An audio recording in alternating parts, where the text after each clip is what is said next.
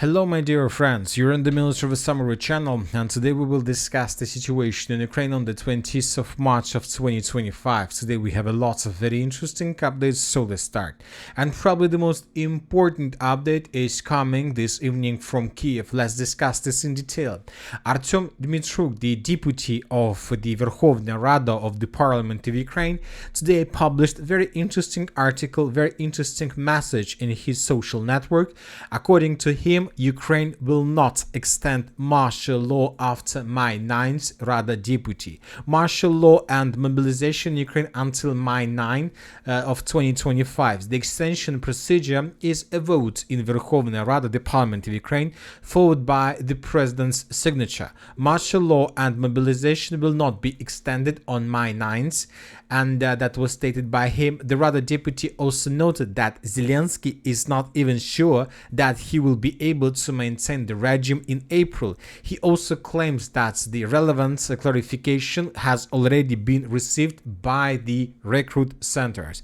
So for the first time since the beginning of the special military operation, we start receiving update regarding the martial law and the mobilization process. And as you can see, most likely, and according to different sources, Zelensky will not extend martial law after the 9th of May, which is very important and which is most likely the consequences of talks between Zelensky himself and Donald Trump, and between Trump and Vladimir Putin.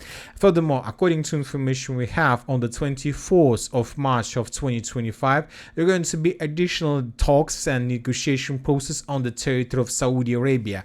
And the most important is that during the 24th of March, there are going to be two talks. So the first one between the representatives of the United States of America and the Russian Federation, and maybe at the same time, or maybe after, or maybe a bit earlier, the negotiation process with the Ukrainians. So for the first time since the beginning of the special military operation, or maybe not for the first time because there were talks in February and March of 2022, let's say after the Istanbul process, for the first time we got report that most likely at the same city, at the same place, there are going to be the negotiation group from the Russian Federation and Ukraine. We're not saying that they're going to see each other and they're going to sit at the same office or at the same room. We are not sure about this, but obviously this is very important progress and the development of the situation. So let's wait and see what is going to be on the 24th of March, of course. But meanwhile, the Russians and the Ukrainians continue bombing and attacking each other. Furthermore, Zelensky continue asking the European countries to get additional forces, additional air defense systems. He continue asking the European Union to provide more weapons. But we see that the European Unions are not going to give anything to Zelensky because basically they can't collect the necessary number of votes for additional law. So we see that the situation for Zelensky is very difficult, but despite the situation, he continued drawing red lines in the negotiation process. And once again, according to Zelensky, occupied Ukrainian territories are a red line for Ukraine, the same red line for the Russian Federation. So once again, the war most likely will continue until the position is changed or enforced. Anyway, let's continue and let's discuss the situation along the line of combat contact, because during the previous 24 hours we received a lot of very important updates. First, let's talk about the Suja direction, where the Russians during the previous 24 hours managed to improve their positions a bit. The first change is coming from the area to the southwest of Suja. In this video that was geolocated by different sources, we can see several Russian soldiers that were moving through the fields, through the brushes, through the tree lines, trying to clear the former positions of the armored forces of Ukraine. This episode and this place was geolocated exactly in this point.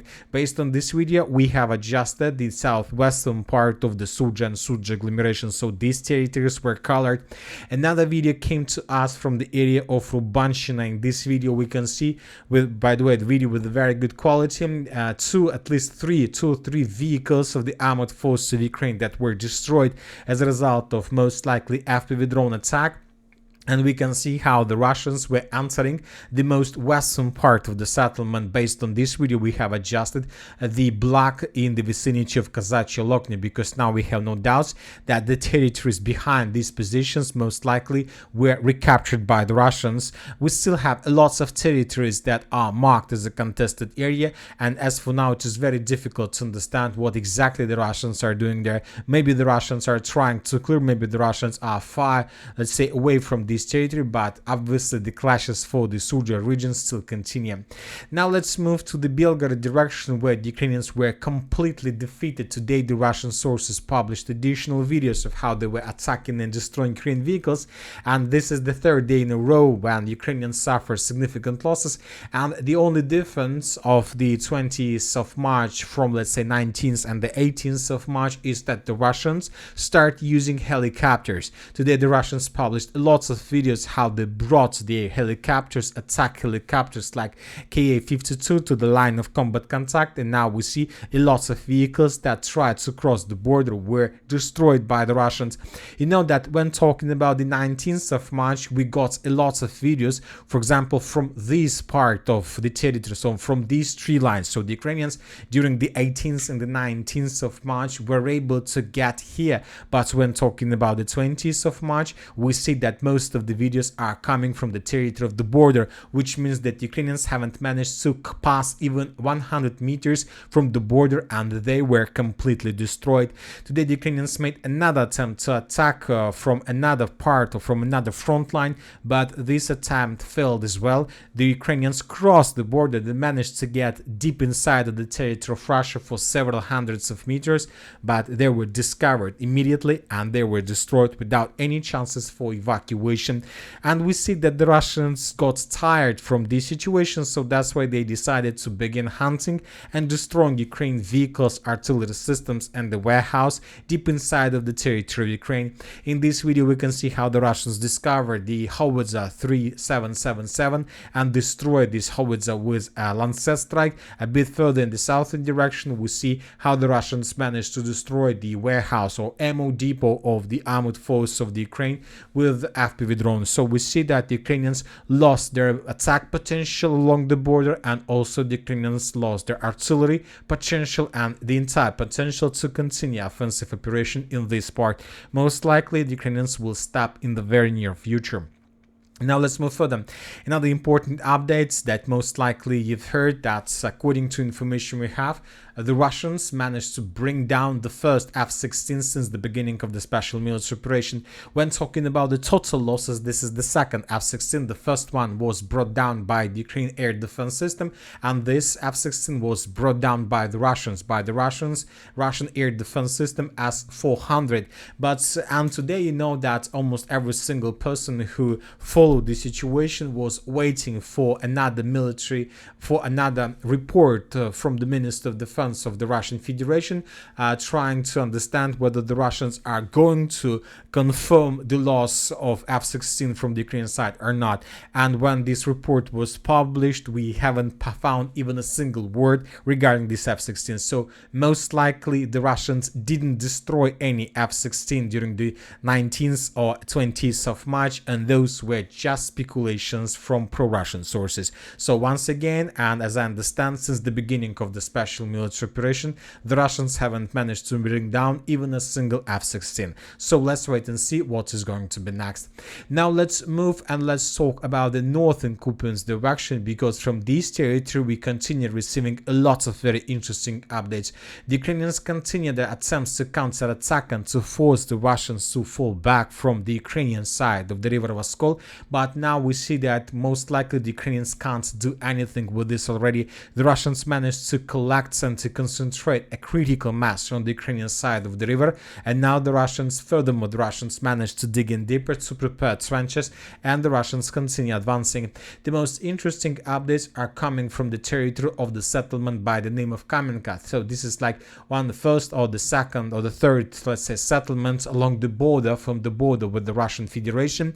This map that you can see right now in front of your screens, this is the configuration of the map by the end of the 20th of March. So this is the map, for example, by the end of the 19th of March. The Russians most likely launched their offensive operation yesterday, and as you can see, the Russians during the previous 24 hours managed to take the settlement in pincers. So the Russians improved their positions to the east of Kamenka, and the Russians took several strongholds and the positions of the armored forces of Ukraine and cut the village of Kamenka from the east and from the northeast. Another important progress, the Russians managed to improve their positions in the western direction from the settlement of Kamenka, and the Russians managed to approach to the roads that the Ukrainians used to use to supply and support their forces in this settlement. Once again, this is the situation by the end of the 19th of March, and this is the situation by the end of the 20th of March.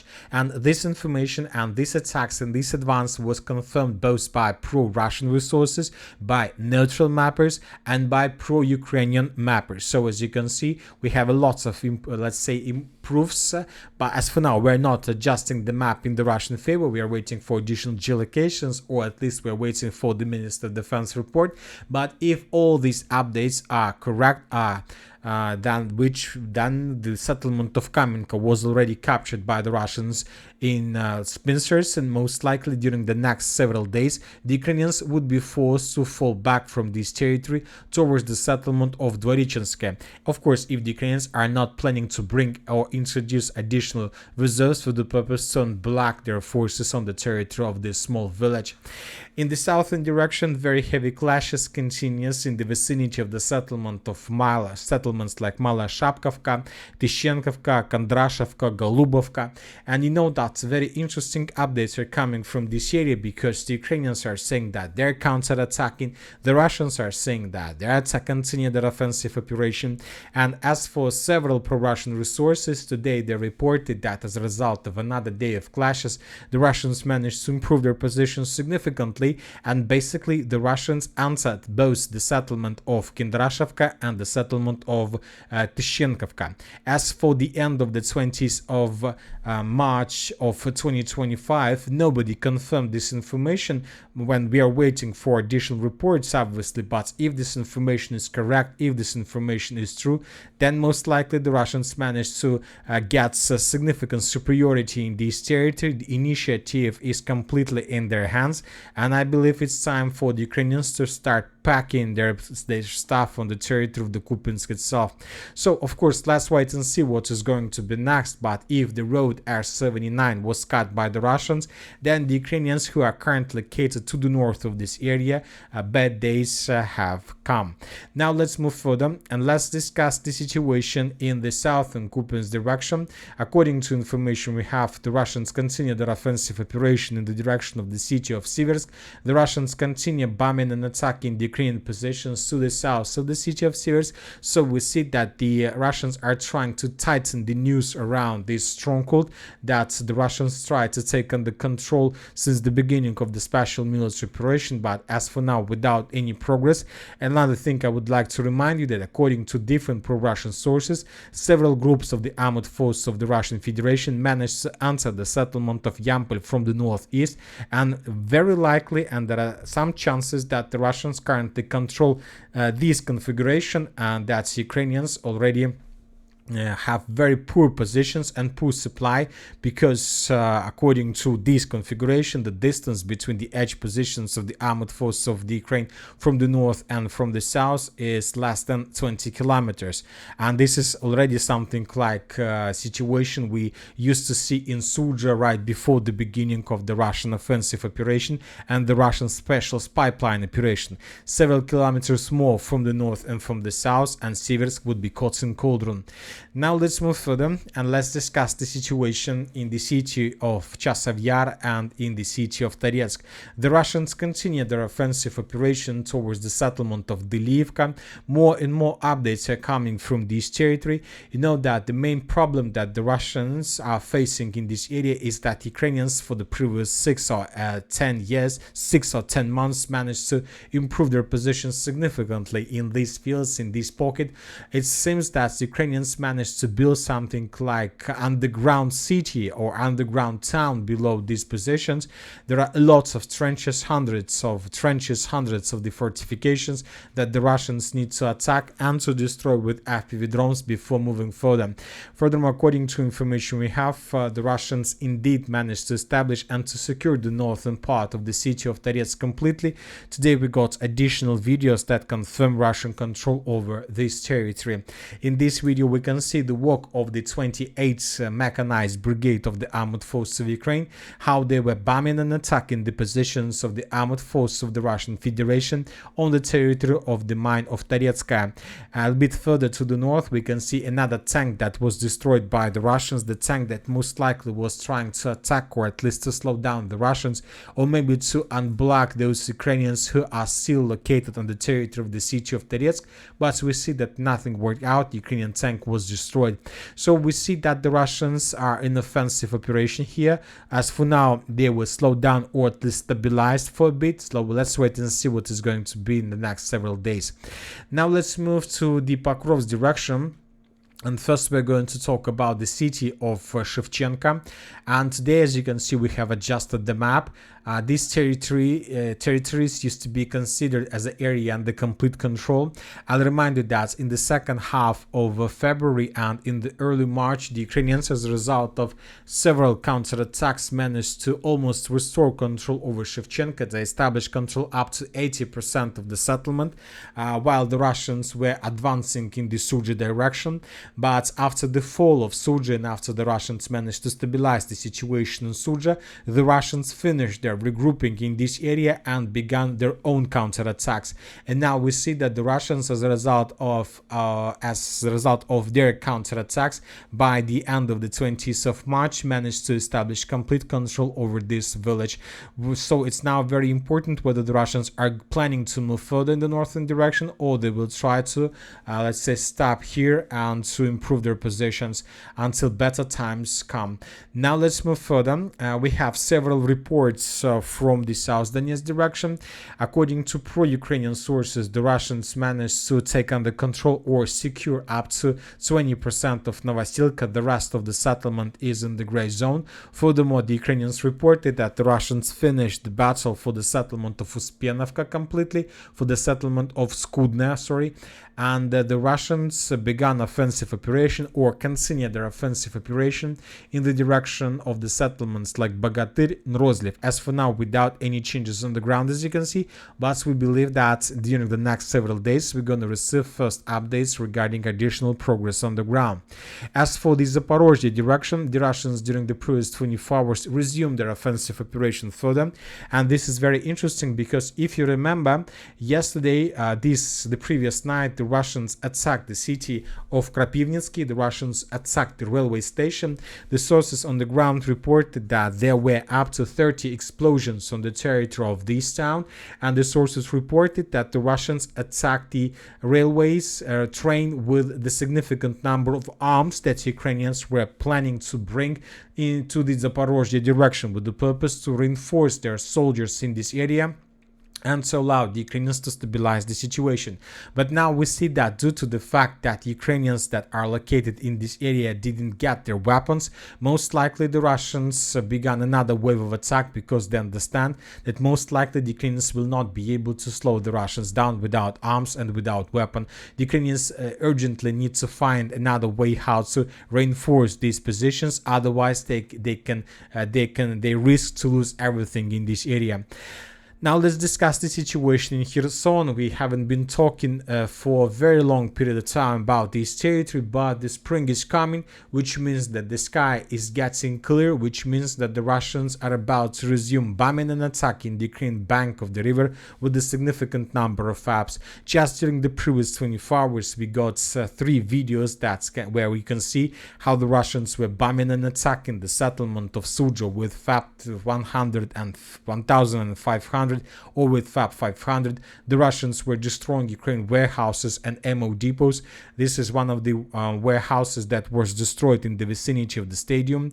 In the northwestern direction, we can see how the Russians, as a result of attack, destroyed another warehouse of the armored forces of Ukraine with the use of FAB, and another temporary deployment point of the armored forces of Ukraine was destroyed in the vicinity of the settlement by the name of Tamarina.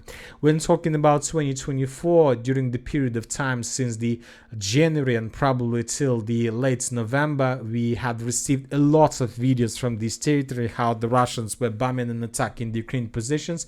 But then winter came, the weather was very bad, and now the weather is getting better and the Russians are planning to resume their attacks in this area. We don't know for sure whether the Russians are going to cross the river of Dnipro, but one thing we know for sure, and today this was stated by the different very reliable sources, that during the call between Trump and President Putin, Vladimir Putin asked or demands, one of his demands is to the president of Donald Trump to formally recognize all 4 Ukrainian regions that Moscow has claimed as its own in addition to Crimea. We are talking about DPR, LPR, Zaporozhye, Kherson, and Crimea itself. In return for recognition, and if it happened in the near future, probably before the end of the martial law, Putin would undertake not to lay claim to the Ukrainian port city of Odessa and other Ukrainian territory. We know that the Russians have their positions in Sumy region, some territories were taken in Kharkiv direction, and of course the city of Odessa. So the Russians made a proposal, and you know that usually every single next proposal from the Russian side is much worse than the previous one. So we believe that's most likely the Western countries will accept this one as the best offer from the Russian Federation. And that's it for today. Military Summary channel reminds you, we condemn any violence in the world. Thank you for your watching. Subscribe to my channel, put your likes, join my Patreon, and have a good day. Bye bye.